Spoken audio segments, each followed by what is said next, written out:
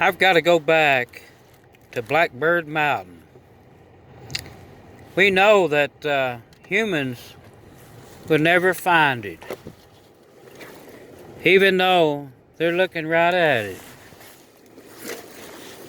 What I want to say now, I'd just like to know, up on Blackbird Mountain, Firecracker Dan sits up in a tower looking at everything around through his crystal ball. We have the Turtle Fiddler. Turtle Fiddler, he must be more than what we believe he really is, because he's the one that sticks pretty close with the tower watcher, Firecracker Dan. The Turtle Fiddler, just a few days ago, maybe a couple hours ago, I'm not for sure, but he talked to Firecracker Dan, and he said, I want to show the people Blackbird Mountain through your crystal ball. Well, the show was on. Firecracker Dan put that ball right there with that Turtle Fiddler. And we also had, in the last little story we had to tell of Blackbird Mountain, there was a leprechaun flying the big birds, the dragon birds, that was big as jets. Yeah, there was a leprechaun up there on Blackbird Mountain.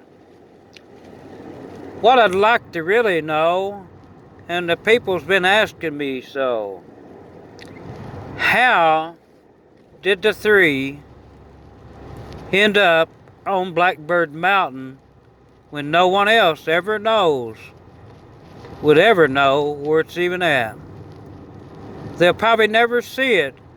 The only way they could see it was through the Turtle Fiddler and Firecracker Dan's crystal ball. I'm just going to try to say to you, I don't know how they become to live on Blackbird Mountain, but I'm just going to take a guess at it. Let's look at the Zycon, the Watchful Tower person. Let's take a good look at Firecracker Dan, the way that we may look at him.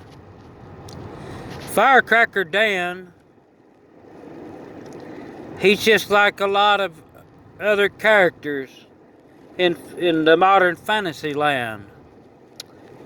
If you think about him real hard, he travels from place to place, and he travels rather quickly. And who has not to say that he hadn't traveled from some type of time warp back when he went and found and discovered for himself Blackbird Mountain? Yeah, let's take a good look at old Firecracker Dan. He can perform magic. We know that. He can perform some of the most beautiful magic that the human eyes will never see. To me, that's how Firecracker Dan began to live on Blackbird Mountain. Let's take a look at what we call the Turtle Fiddler. How did he end up on Blackbird Mountain when no one else would ever find it? Well, the Turtle Fiddler, if you think about it, if you go back down to the Turtle Mania, the fiddling stage, he was playing against Johnny, and he said he won.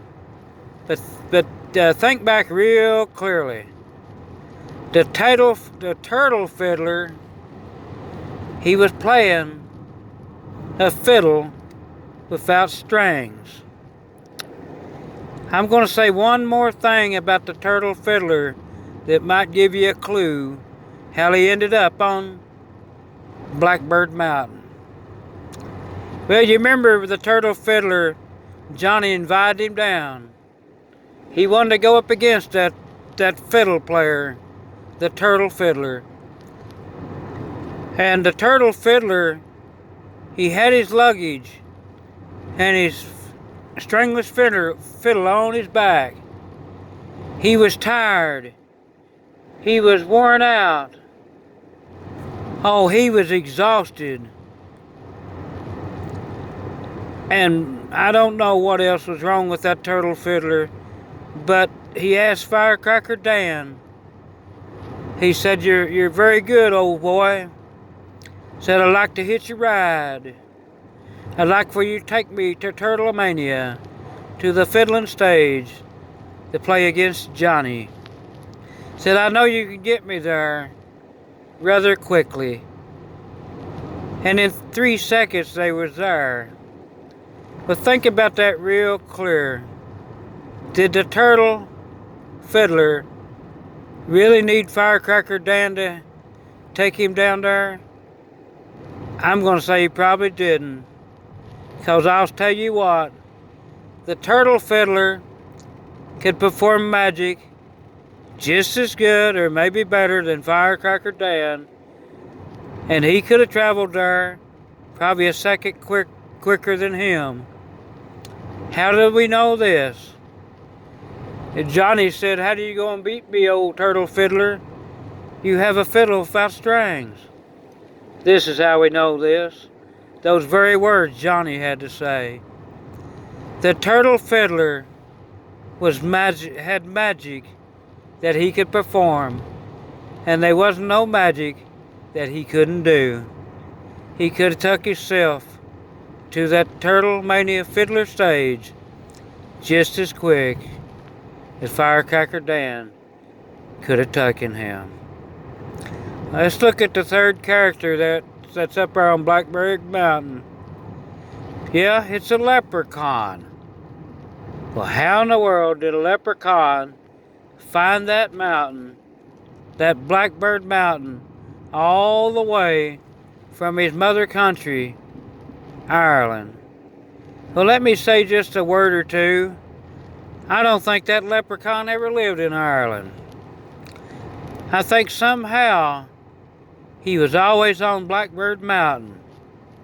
If you really think about him real good, he's one of the best pilots that ever piloted a bird.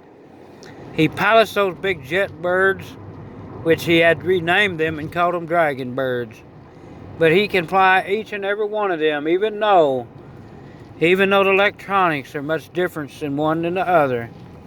But I'm going to just try to say to you how I believe that the leprechaun began to live on Blackbird Mountain.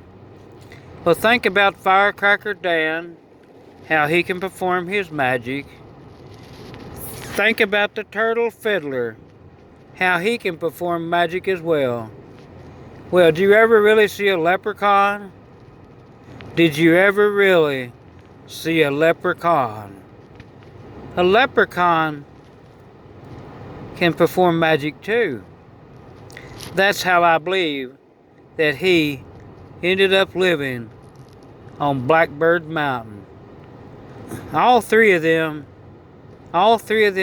found Blackbird Mountain and they went up there to live, but all three of them found that mountain through their powers of the possession of magic.